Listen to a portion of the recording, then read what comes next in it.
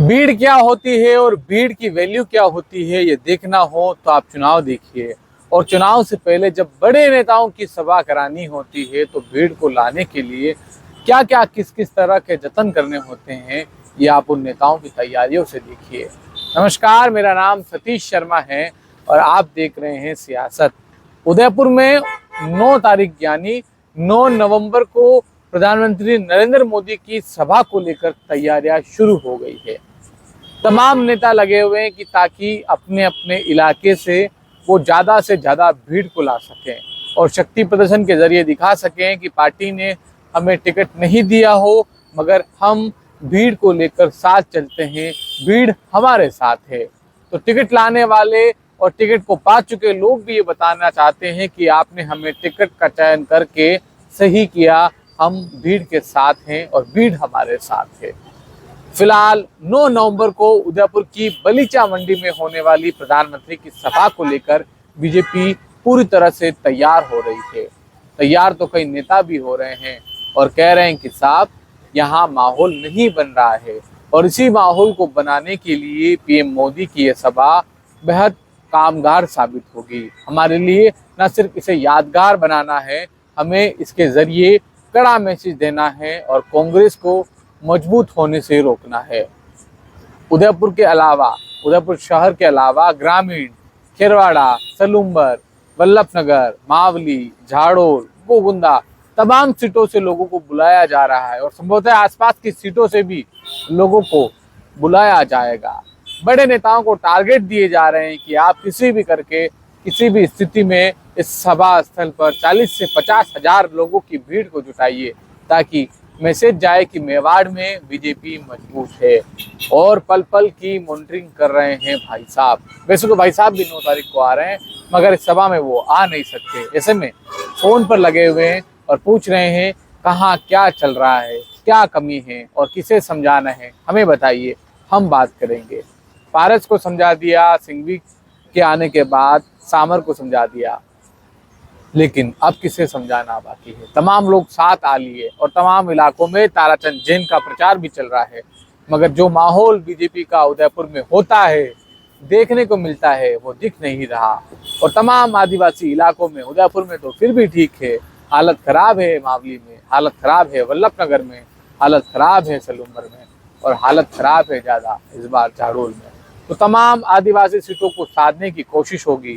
सियासी संदेश के जरिए देश में कितनी ज़रूरत बीजेपी की है, सनातनी पार्टी की है, ये बताने की ज़रूरत भी कहीं न कहीं इस सभा स्थल के जरिए सभा से मोदी करेंगे, तमाम पार्टी के नेता करेंगे। इसी बीच नामांकन की बात कर लेते हैं। मावली में आज बीजेपी के प्रत्याशी, जिनका नाम कल सूची में जारी हुआ था, कृष्ण गोपाल पालीवाल, उन्होंने नामांकन पत्र दाखिल किया। हालांकि उनके साथ भीड़ कम थी और लोग कह रहे हैं कि एंड टाइम पर था मामला, इस वजह से सूचना कम दे पाए और भीड़ कम आई। लेकिन इस भीड़ में दलित चंद डांगी और गगन सिंह राव को लोग ढूंढते रहे। हालांकि एन मौके पर धर्मनाथ जोशी भी पहुंच गए थे। लोगों को उम्मीद नहीं थी कि धर्मनाथ जोशी आएंगे, मगर धर्मनाथ जोशी आखिरकार लास्ट में आ गए और मैसेज दिया कि मैं भी पार्टी के साथ हूँ और पार्टी भी मेरे साथ कहीं न कहीं है और मैं आगे भी पार्टी के साथ रहने वाला हूँ। मगर लोग कह रहे हैं कि दलित चंद डांगी ने ऐसी भूल क्यों की। आपका टिकट कटा तो उदयलाल डांगी के चलते कटा। एक समाज से 2 टिकट आसपास की समीपवर्ती विधानसभाओं को कैसे दे दिए जाए, 2 सीटों पर एक साथ कैसे एक समाज के व्यक्ति को एडजस्ट किया जाए। ऐसे में आपका टिकट तो कटना था, ऐसे में आप क्यों नाराज हैं, और नाराज हैं तो आपको कैसे मनाया जाए। खैर, नए नए सेना संगठन से पार्टी में आए, यानी संगठन चलाने से अब युवा व्यवसायी बनकर पार्टी में आ चुके राव गोविंद सिंह भी आज के नामांकन में शामिल नहीं हुए। लोग उनकी गैर मौजूदगी पर कई तरह के सवाल खड़े कर रहे हैं कि आप 2 दिन पहले मावली में कह रहे थे कि इस बार ओबीसी का चेहरा होना चाहिए और राव गोविंद सिंह भी एक चेहरा हो सकता है, तो 2 दिन में इतने कहाँ बिजी हो गए कि आप अपनी ही पार्टी के प्रत्याशी के नामांकन में नहीं आए।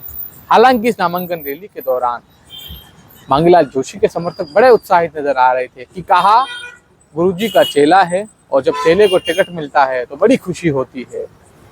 सुनने में यह भी आया है कि कुलदीप सिंह की भीड़ काफ़ी ज़्यादा थी, अच्छी खासी कुलदीप क्योंकि भीड़ को देखकर बीजेपी को चिंता तो हो रही है, मगर चिंता अब कुलदीप सिंह को भी हो रही है।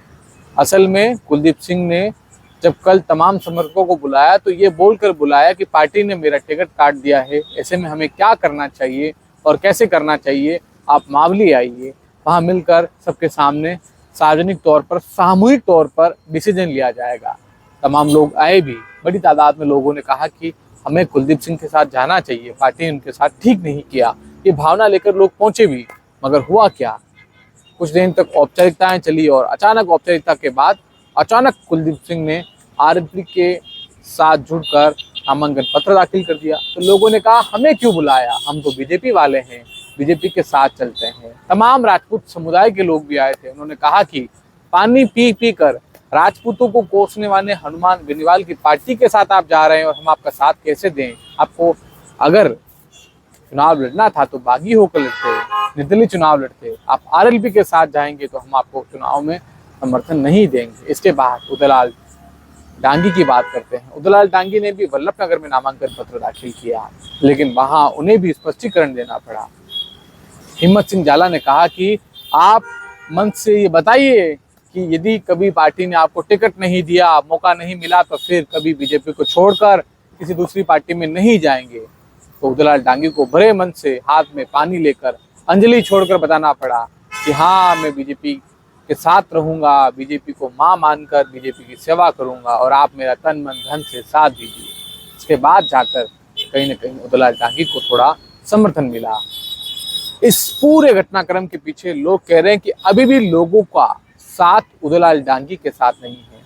हिम्मत सिंह जाला और उनके तमाम समर्थक दिखाने को और दिखने को भले ही उनके साथ दिख रहे हों, मगर वो साथ नहीं है, मन से साथ नहीं होंगे तो काम कैसे चलेगा। क्योंकि पहले से उपचुनाव के बाद से लगातार काम कर रही प्रीति शक्तावत यहाँ भारी है और भारी पर फिर भारी पार खेलते हुए जनता सेना ने महिला यानी रानीसा दीपेंद्र कुंवर को उतार दिया है। भाभीसा वर्सेस रानीसा के बीच उदयलाल की चुनौती बढ़ गई है, लेकिन उदयलाल कह रहे हैं कि मैंने 2 साल तक आरएलपी के बैनर तले ओबीसी को जोड़ने का भरपूर काम किया है। ऐसे में इस बार तमाम जातियों का वोट बैंक हमारे साथ होगा और मैं जीत कर दिखाऊंगा। मगर लोग कह रहे हैं कि आप आरएलपी में थे तब आपकी सहानुभूति थी, तब की बात अलग थी, मगर अब आप बीजेपी में हैं, लोग आपका साथ नहीं देंगे। साथ तो वो लोग भी नहीं देंगे जो 2 सालों से हिम्मत सिंह जाला के साथ थे। इसके बाद हमने कई लोगों को फोन लगाया और हमने कहा कि क्या वाकई में हिम्मत सिंह जाला के समर्थक उदयलाल डांगी के साथ नहीं जा रहे। तो लोगों ने कहा ठीक सुना आपने, हम लोग मजबूरी में जा रहे हैं, क्योंकि सीपी जोशी का दबाव है कि किसी स्तर में मावली में फूट नजर नहीं आए, हिम्मत सिंह और उनके तमाम समर्थक उनके साथ जाए, इस वजह से वो लोग जा रहे हैं। मगर मन मिला नहीं है, न मन नहीं मिला तभी तो भरे मन से आपको अंजलि छोड़नी पड़ रही थी, पानी छुड़वा कर कहना पड़ रहा था पार्टी मेरी माँ है और मैं पार्टी के साथ कभी दगा नहीं करूँगा। तो फिलहाल वापस वल्लभनगर से लौटते हैं मावली की तरफ। कुलदीप सिंह के बाद जब नामांकन हुआ, कुलदीप सिंह का नामांकन हुआ तो तमाम तरह की भीड़ दिखी, भीड़ बड़ी अच्छी थी, लोग कह रहे थे कि कुलदीप सिंह ने भीड़ जुटा ली। लेकिन उसके बाद जो हुआ वो सोशल मीडिया पर खूब ट्रोल हो रहा है। तमाम सोशल मीडिया ग्रुप में कुलदीप सिंह के लिए लोग लिखने लगे कि आपने हमें सहानुभूति की बात कहकर बुलाया और अचानक आरएलपी के बैनर तले आपने फॉर्म कैसे भर दिया, आपको भरना था तो निर्दलीय भरते। तो कुलदीप सिंह जवाब देने लगे कि साहब, मावली इलाके में 17 से ज़्यादा जाट बाहुल्य इलाके की ग्राम पंचायतें हैं, ऐसे में आरएलपी से लड़ना मेरा जरूरी था। यानी जाति की सियासत कुलदीप सिंह यहाँ पर कर रहे हैं।